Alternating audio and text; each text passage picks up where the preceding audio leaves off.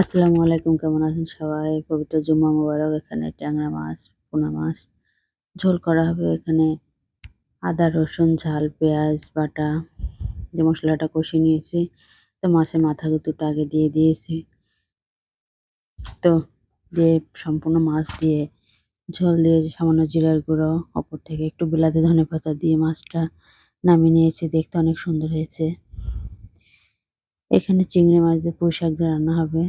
চিংড়ি মাছটা আগে কষিয়ে নিয়েছি ঝাল, পেঁয়াজ, আদা, রসুন বাটা দিয়ে ডাঁটাটা দিয়ে দিয়েছি। দেওয়ার পরে ডাঁটাটা কষিয়ে উপর থেকে পাতাটা দিয়ে তো নামিয়ে নিয়েছি। এখানে ডিম কোরমা হবে। এখানে 2টা হাঁসের ডিম আর বাকিগুলো দেশি মুরগির ডিম আছে। এখানে মশলাটা কষিয়ে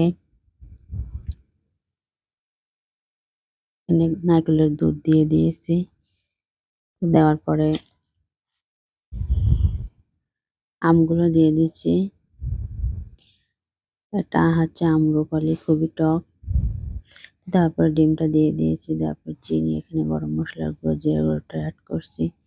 আমি নিয়েছি গরুর মাংসটা রান্নার ভিডিও হলো না। এখানে সালাদ আছে। আবার দেখিয়ে দিচ্ছি পুঁই শাক, মাছ ঝোল, ডিম, গরুর মাংস, ভাতটা একটু দেখিয়ে দিলাম। তো কেমন হয়েছে সবাই জানাবেন। এখানে তরমুজ আছে, আস্ত ক্ষীরা আছে, যার যেটা পছন্দ সেটা খাবে। আসসালামু আলাইকুম, সবাই ভালো